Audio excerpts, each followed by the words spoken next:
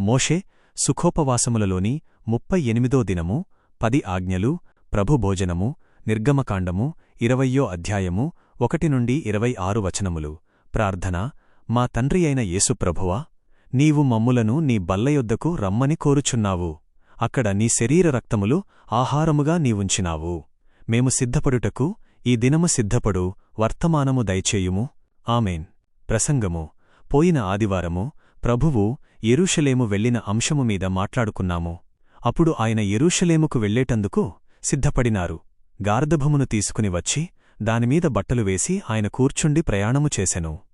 ఆయన సిద్ధపడకుండా యెరూషలేము వెళ్లలేదు. ఆదికాలము నుండి చివరికాలము వరకు ప్రభువు సిద్ధపడకుండా ఏ పని చెయ్యలేదు. సమస్తము సిద్ధపరిచెను.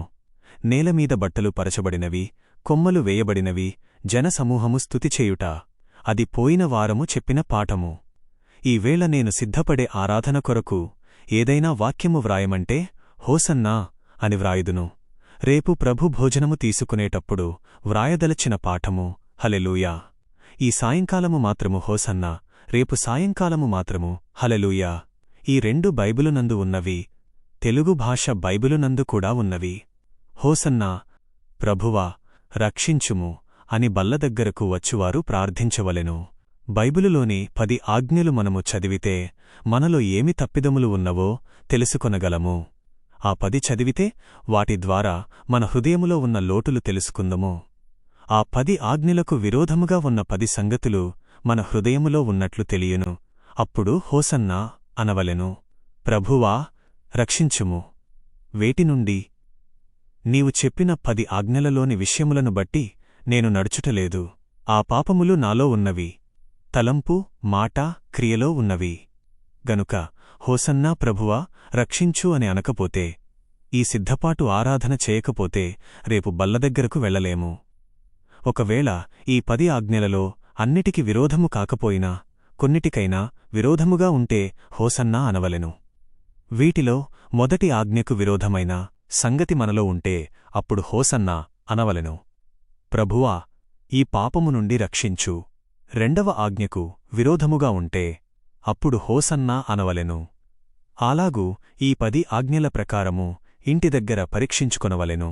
ఒక్కొక్క దాని దగ్గర హోసన్నా అనవలెను. మూడవ ఆజ్ఞకు విరోధముగా పాపము లేకపోతే హోసన్నా అననక్కరలేదు. ఒక శిష్యుడు నీటిమీద నడిచి నడిచి మునిగిపోవుచున్నాను, రక్షించు ప్రభువా అనెను. అప్పుడు రక్షించెను. అలాగూ ఈ 10 ఆజ్ఞలలో ఏ ఆజ్ఞకు విరోధముగా ఉన్నామో ఆ పాపమును ఒప్పుకున్న తరువాత హోసన్నా అనవలెను. నేటి సాయంకాల వర్తమానము ఏమనగా, ఈ 10 ఆజ్ఞలను బట్టి పరీక్షించుకొనుట. మొదటి వర్తమానము పరీక్షించుకొనుట. రెండవ వర్తమానము పరీక్షించుకున్న పిమ్మట ఒప్పుకొనుట. మూడవది రక్షించుము అని అనుట. ఈ 3 వర్తమానముల ప్రకారము చేస్తే మీరు సిద్ధపడి ఆరాధనకు వచ్చినట్లు గనుక ఫలితముండును. అలాగు సిద్ధపడకపోతే రేపు బల్లయొద్దకు వెళ్ళినను ప్రయోజనము లేదు. ఒక బోధకుడు ఈ మాట చెప్పెను.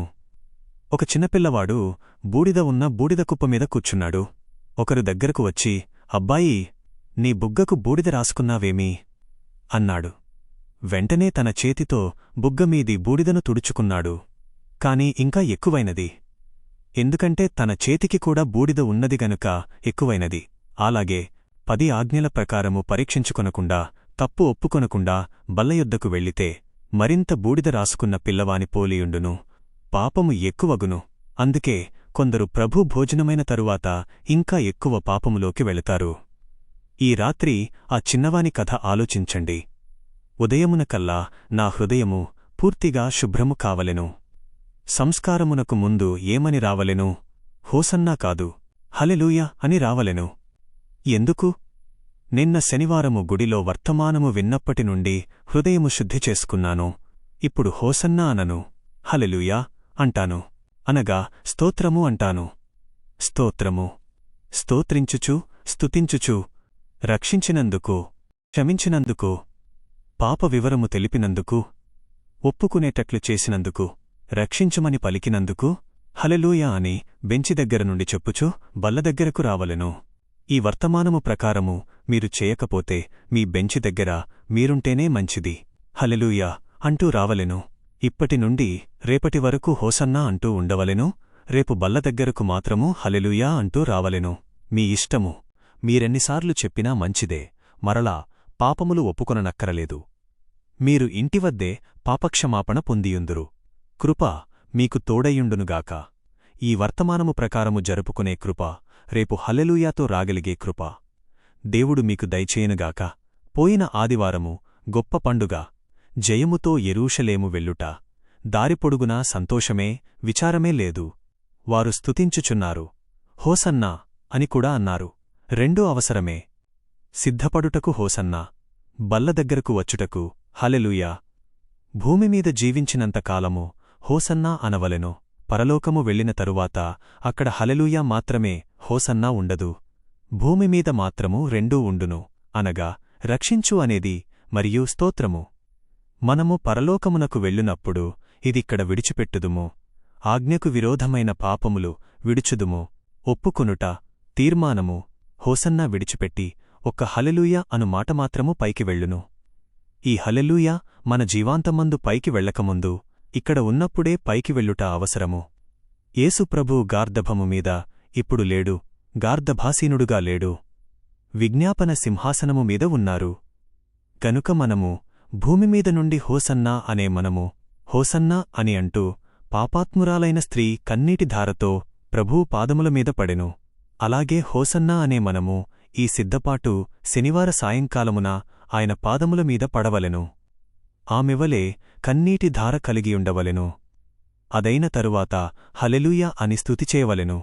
దానివలే ఇది కూడా జరుపవలెను, ఎంతో ఎక్కువగా జరుపవలెను.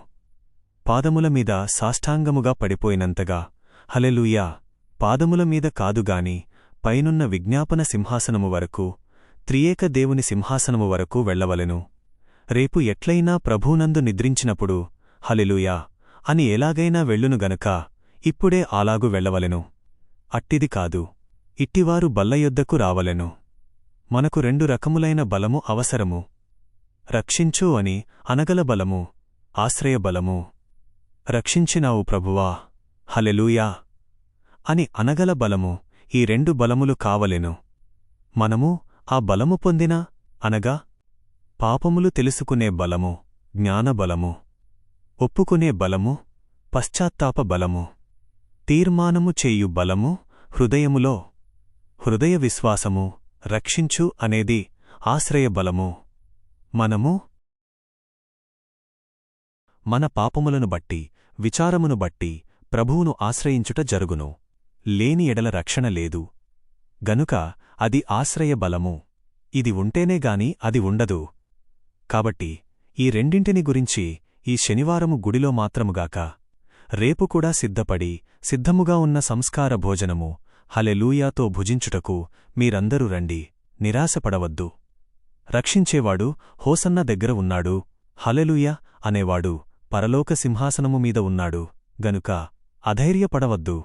రక్షించగలడు, తిండి పెట్టగలడు, స్తుతి చెప్పుటకు స్తుతిపాట నేర్పగలడు. ప్రకటనలో, పాత నిబంధనలో, సువార్తలలో ఉన్నది హల్లెలూయా. గనక ఇది క్రొత్త కాదు. కొంతమంది క్రైస్తవులు తమ కుమార్తెలకు హల్లెలూయమ్మా అని పేరు పెట్టుచున్నారు. హోసన్నా అని పెట్టుటలేదు. ఇది ఉంటేనేగాని అది ఉండదు. వట్టి హల్లెలూయా ఉంటే వట్టి హోసన్నే. దేవునిని మెచ్చుకొనందే హల్లెలూయా అంటే, సంస్కారమాచరించుటకు ఆకలి లేకుండా హల్లెలూయా అంటే, సంస్కార భోజనమునకు సిద్ధపడక హల్లెలూయా అంటే, మనము వట్టివారమౌదుము అని తెలుసుకున్నారు గనుక సిద్ధపడండి. ఈ ఆరాధన ఉన్నదని ఇదివరకు తెలియదా? పోయిన సంవత్సరము ఈలాగు లేదా? ఈవేళ అయితే హోసన్నా, హల్లెలూయా. ఈ ఒప్పుదల, ఈ యొక్క వివరము విన్నారుగాని ఇదివరకే సిద్ధపడినారు. అది ఇది, ఇది అది. జ్ఞాపకము తెచ్చుకుని సిద్ధపడండి. ఒక జమీందారు విందు సిద్ధపరిచి ఒక మాట అన్నాడు. ప్రభువు బల్లమీద రొట్టె, ద్రాక్షారసము ఉన్నది. ప్రభు బోధకుడున్నాడు. రొట్టె ఇస్తాడు. బోధకునితో పాటు ప్రభువు ఇస్తారు. ఇంత ఘనమైన భోజనమునకు రమ్మని ప్రభూ పిలుచుచున్నారు. ఈ కథలో రాజు విందుకు రమ్మని చెప్పినాడు. మంచివారిని పిలిచినాడు. గొప్పవారిని, బీదవారిని, పొదలలో, రాజబాటలలో, వీధులలో ఉన్నవారినందరినీ పిలిచెను. వచ్చినా రాకపోయినా పిలుపు అందరికీ, రండి, సమస్తము సిద్ధమయ్యున్నది. గార్ధబ సింహాసనము మీద కూర్చున్న మన రాజు కూడా ఈ మాటే అంటున్నాడు. రండి, సమస్తము సిద్ధమైనది, సిద్ధపడి రండి.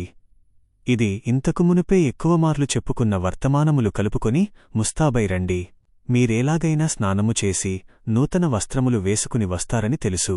నేను చెప్పిన ప్రకారము సిద్ధపడి రండి. దీవెన. ఈలాగు ఈ 40 దినములలో మీరు ఆయన సన్నిధిలో మీ కొరకు సిద్ధపరిచిన మహిమ అనుభవములను, అంతరంగ సంస్కారమును అందుకొని ఆయన రూపమును సంపూర్ణముగా ధరించుకుందురుగాక. ఆమేన్.